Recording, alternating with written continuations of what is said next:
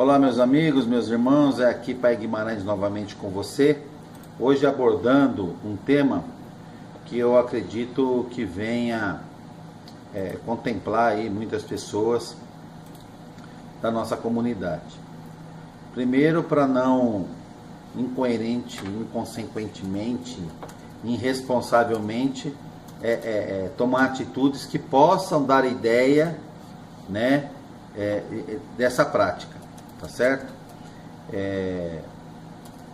O crime de extorsão que eu estou falando, que me motivou, apesar que fazia tempo que eu estava querendo falar desse assunto para com a nossa comunidade, né? Porque a gente aqui na associação, na Abratur, a gente recebe inúmeras ligações sobre inúmeros fatos e situações que possam dar esse entendimento jurídico, né, de que a pessoa estava cometendo crime de extorsão, e quando na verdade nós sabemos que não. Então é por isso que eu me aproveito de uma matéria que saiu no jornal, deixa eu verificar aqui para falar o nome do jornal direitinho, ele saiu no estado de São Paulo, né, onde retrata uma situação dessa que foi revertida em um crime confirmado de extorsão, 6 anos de pena. A pessoa vai cumprir, o Supremo, a 6ª turma do Supremo Tribunal de Justiça validou a decisão do juiz, né, dando a pena para essa pessoa.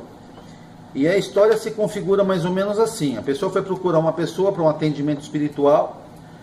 Os trabalhos na sua construção ficaram em torno de R$15.000, e quando a pessoa não quis mais o atendimento, acabou sendo chantageada, falando que ia levar o material para o cemitério, que iria fazer os trabalhos para acabar com a vida da pessoa, para desmanchar o que foi construído, né? Isso está na peça jurídica.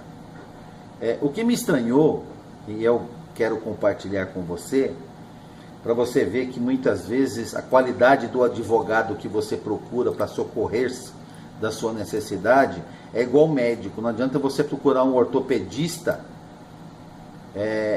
para uma questão do coração, ou vice-versa. O advogado, ele fez a seguinte argumentação. Eu estou aqui baixando os olhos porque eu estou vendo... Eu tô vendo a matéria aqui no computador, e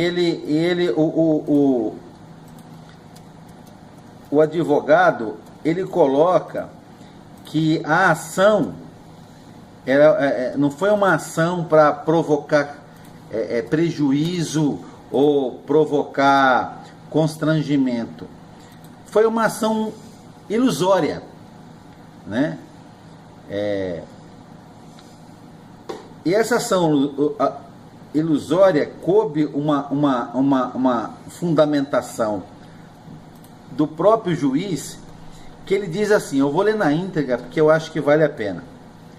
Para a vítima e para boa parte do povo brasileiro, existe sim a crença na existência de forças sobrenaturais, manifestadas em doutrinas e rituais próprios, não havendo falar de nada fantasioso, e nenhuma força possui para constranger o homem médio, que é o homem, né? É um termo jurídico. Escreveu o juiz. Ele faz essa alusão que o cara quer desqualificar o crime de extorsão, o crime de curandeirismo, que é crime, né? Que é o outro código que a pessoa foi inserida, o crime de estelionato, constrangimento, enfim, todas aquelas penas que às vezes uma ação configura várias infrações, né?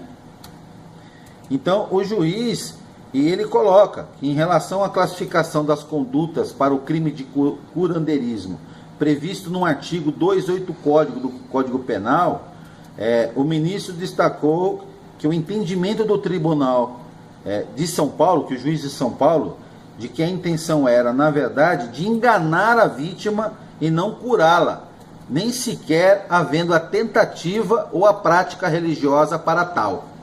Então você veja bem, meus irmãos, que o religioso, ele tem que estar preocupado.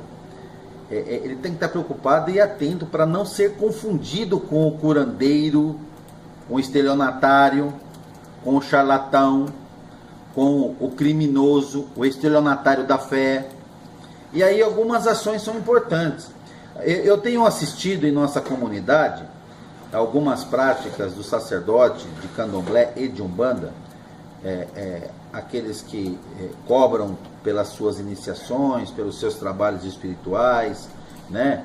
Ele na verdade,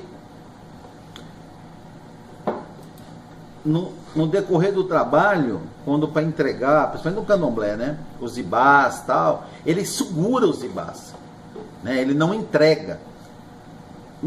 Eu tenho falado para muitos sacerdotes, você não ganha nada em segurar os ibás para poder receber um trocado a mais. Isso pode custar caro para você, né? Tem custado caro para alguns dirigentes, tem custado caro, porque esse dirigente tem sido levado, porque quando a pessoa tem a documentação que comprova que ela comprou, ou ela tem alguma coisa que possa servir como prova que aqueles elementos são de propriedade dela, é crime de apropriação indébito também, né? E tantas outras coisas.